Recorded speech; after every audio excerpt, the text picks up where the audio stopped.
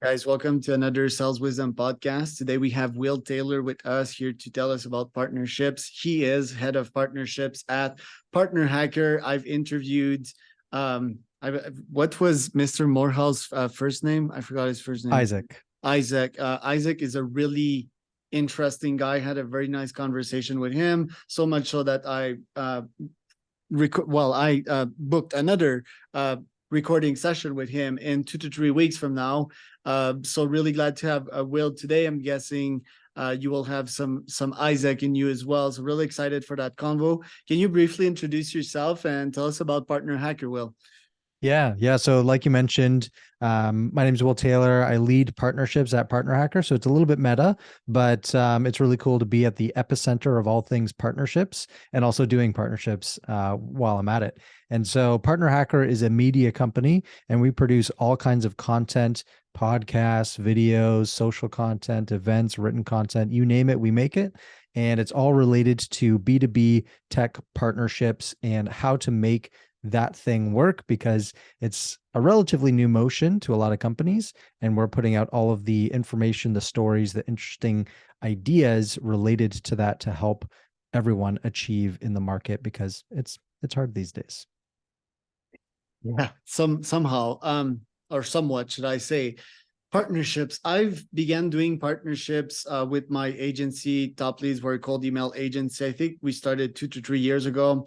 I'm a endurance athlete, and I kind of gave up on that race somehow. I'm curious why, because I always really much believe in partnerships. The history of how partnerships got into my head was me reading some startup books like Uber, story, Airbnb, and seeing that some of the top sales effort that they made with the most ROI, they were partnerships based. And I was like, okay, some folks there work there and they make $10 million partnerships happen. They get 10% of that. That's a $1 million commission per year for one partnerships, right? That's really exciting. And I think arguably it can be one of the best ways to grow a company.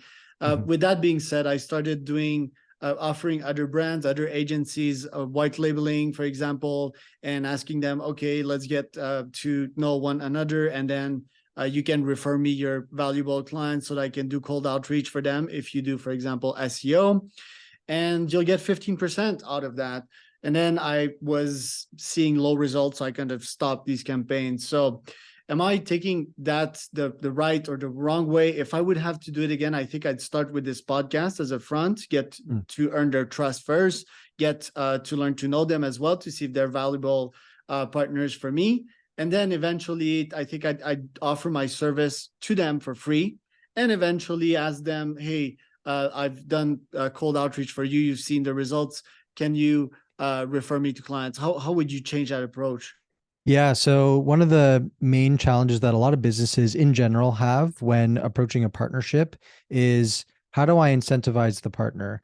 And, what you'll find online is send them a referral commission. And that's, some companies will appreciate that, but at the end of the day, the referral commissions don't generally impact the bottom line that they are held accountable for. If we are thinking from like a board perspective and, the day-to-day operations, what they care about is, if I'm a marketing leader, I want more audience members. I want more leads. If I'm in sales, I want more demos. I want, easier to close demos. And so if you're able to tie what you're doing to these objectives that the business has, and even better if it's the individual's objectives, then what you're going to start to see is they're going to engage a lot more because they're getting a lot more out of it. And so a very quick example of that is when I stepped into partnerships, I came from a sales background, and we were working with sales and marketing agencies. They helped with strategy and some HubSpot setup.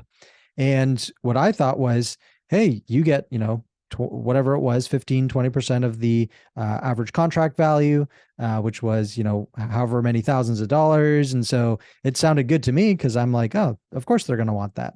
But then I found out that they didn't actually take action on that, because that's not what their business cares about. That's not what that individual is held responsible for. It's a nice to have. What they're held responsible for is selling more of their services. They're responsible for bringing in new clients. They're responsible for upselling their clients. And so the shift had to be, okay, if I want to partner with these agencies, how can I align with what they care about, which is those service hours, the upselling, and so on. And so the frame that I am then speaking through in terms of their value in the partnership completely changed from here's your referral commission to here's a new billable service and here's how you can bill for that and here's how much money and how many hours it actually takes, because that's speaking their language instead of a bit more of the transactional relationship. Not that you completely described, because you just did describe some other value adds, which I think is a really good start. But yeah, the main thing is like, how does that business win? How do they make money? How does that individual win? And then align with that. Right. If we start from the basics, I think partnerships is picking up more and more traction because it's win-win, right? Back in days, it was sales was win-lose, Wolf of Wall Street style, that's like fading away gladfully.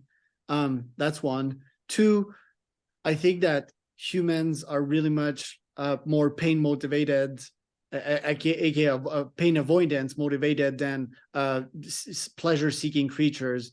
So when you give them an offer, it really needs to be safe and low risk, right? Oh, if I refer Charles from Top Leads and he doesn't generate as much leads with cold email, or even worse, if he has them on the spam list or ruins their domain names, what will happen to me? My friend will come back to me and tell me like, look, the guy you referred me is a craphead, and to hell with your recommendations, and to hell with our own partnerships, right? So I think one needs to be quite careful with regards to this. Then looking at your profile here, I've seen that you've worked at really cool companies that I admire, Vidyards in partnerships, Mailshake. I've seen like the time that you spend there as 1 year, right? So, I mean, all SDR roles are quite limited, but am I right to say that partnerships were kind of unsure as per the ROI, or is it because it's more long-term? Is it that I need to be more patient? Because it seems that direct sales, I mean, they work, right? They work a bit less well. That's certainly one part of my outreach. Another part is the podcast, right? I interview you, I gain your trust, and then we can build something together. But then the partnership, it's a bit more complex. First, they might not have the need right now. Second, I don't know where to start, to be honest, because it's like, oh, if they don't have the project, or I don't want to also over push them to just start the relationship, the partnerships, is like, I'm not sure about the ROI of partnerships. What do you have to say about that?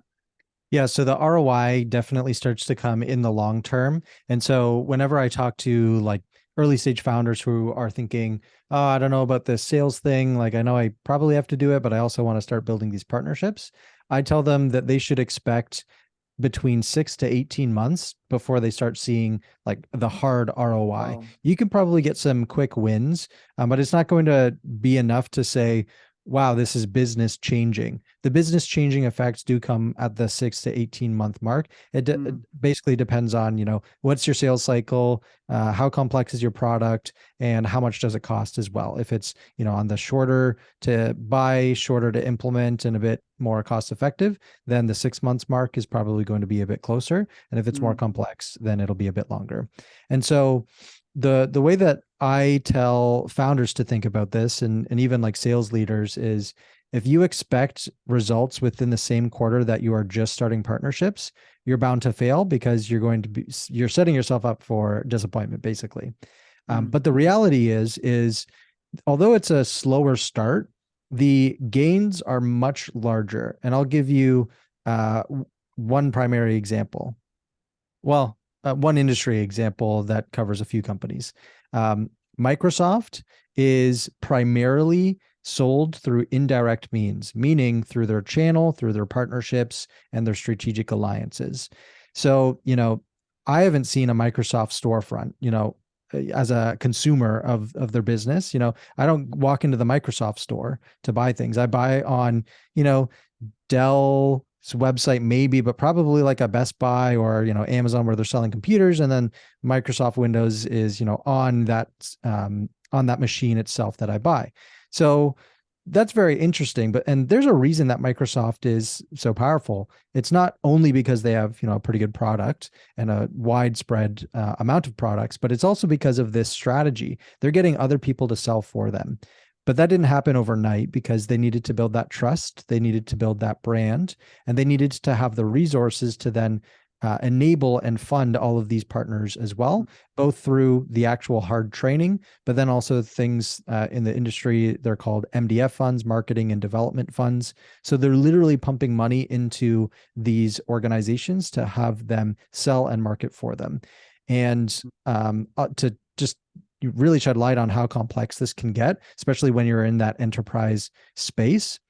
Microsoft created an entire other company to manage their channel partners. It needed its own other entity simply to manage the group of partners that they had. And so that's obviously an extreme example, but let's talk about I'll use Gong as an example. Gong in the sales tech space, they ran their partner month in March. I interviewed their team to get more insight onto, why did you run a whole month for partners? And they were saying, well, if we want to move from a product to a platform and really be a leader in the space, we have to work with our partners. We have to look deep into what the customer is doing, what their day to day is like, and then figure out who else are they working with. Because if we're trying to go into these enterprise accounts and really expand into the market in these different markets, well, we're not going to be able to do it alone because that is an incremental gain. So sales can bring you incremental gains. And of course, you get better at it. But partnerships bring you exponential gains. It's just the massive benefit is, way off on the right of the graph for partnerships, and for sales, you're seeing the incremental gains. So you go, well, I'm going to focus there. And that's why a lot of people hesitate to get into partnerships, because they go, well, how do I know? And there are more proven methods out there, and there are tactics and strategies that people can implement. But they want those quick wins. Humans are wired to have those dopamine hits. And, when you get a sale, you ring the gong and, everyone's happy. And that doesn't happen as often with partnerships at the start, but it really picks up once it gets going.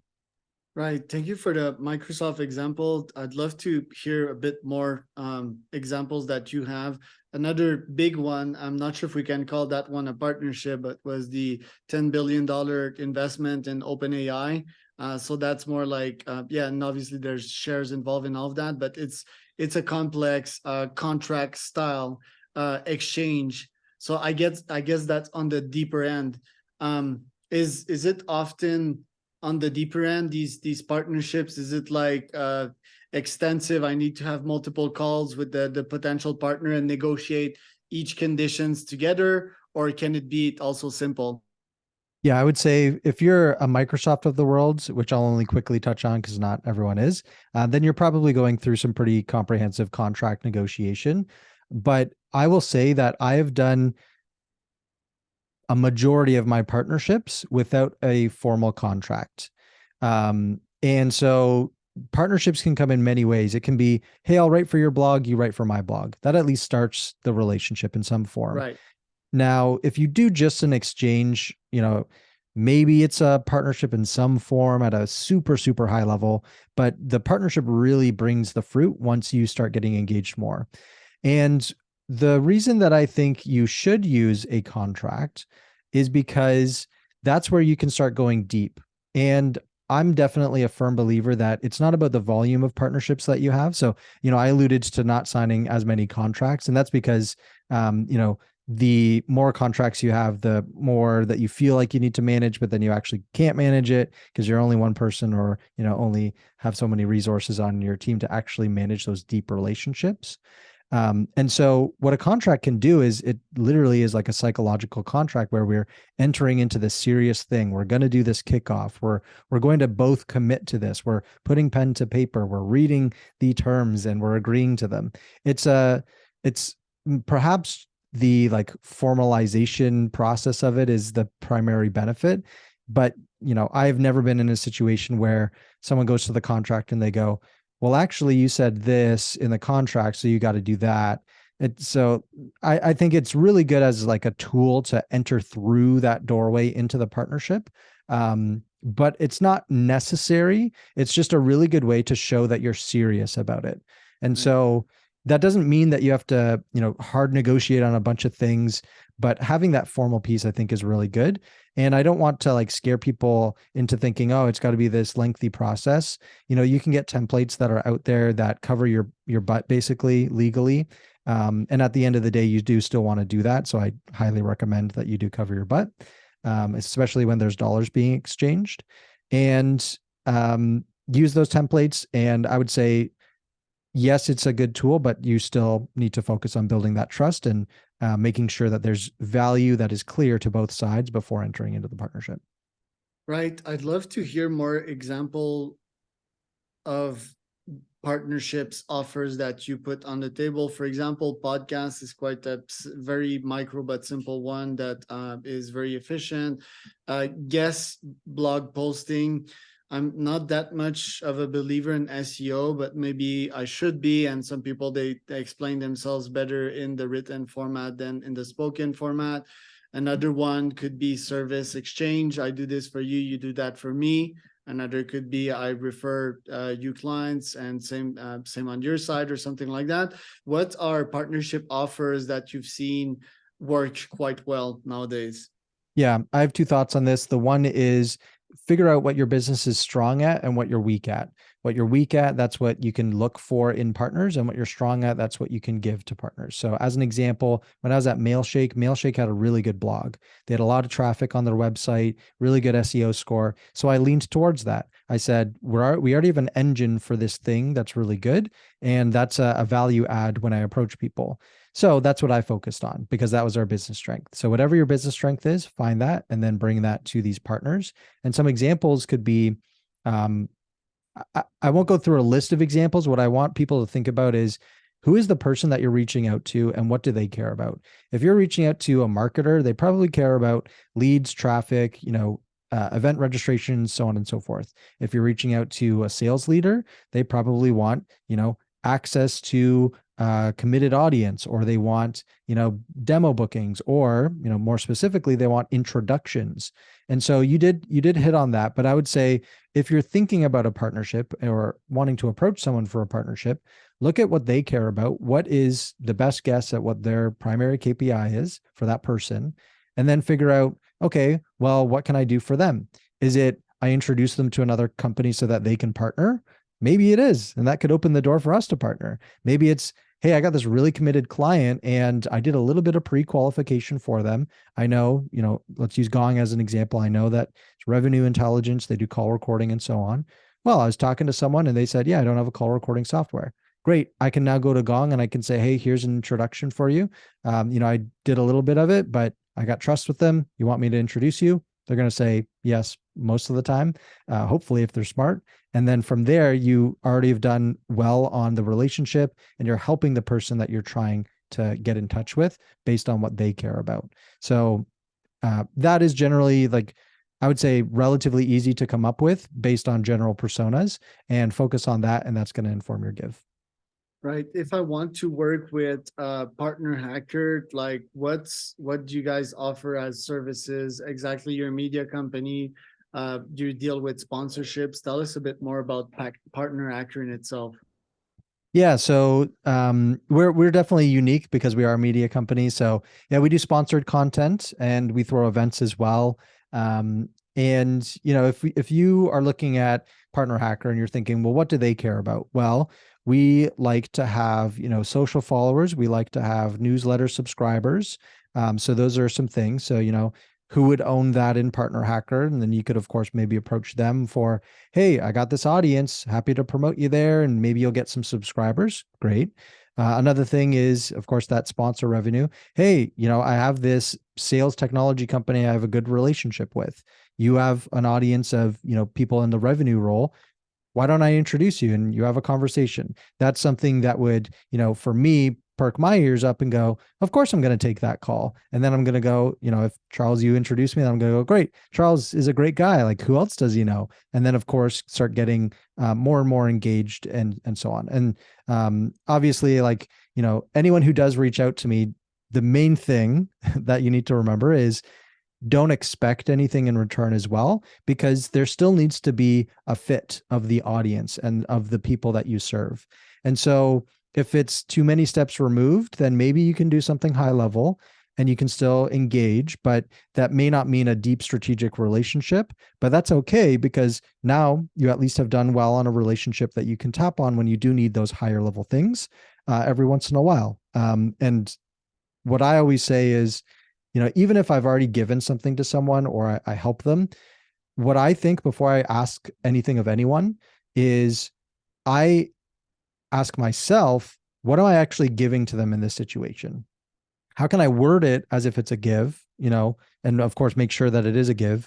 But that is another thing that I keep in mind as well. Even if I just have given someone, 10 things in a row and never asked them of anything, I can start to align what I need with what I'm giving them. So an example is, if I'm wanting more exposure for PartnerHacker, I can include a speaker in our event, and they immediately get exposure.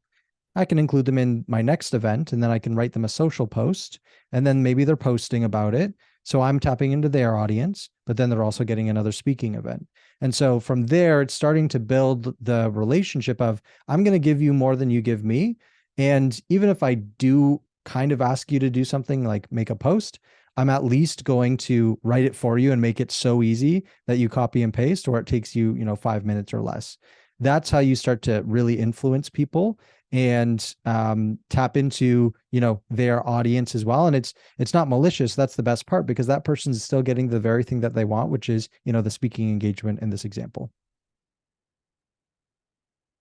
Love it, Will. Where can people find out more about you and PartnerHacker? So www.partnerhacker.com.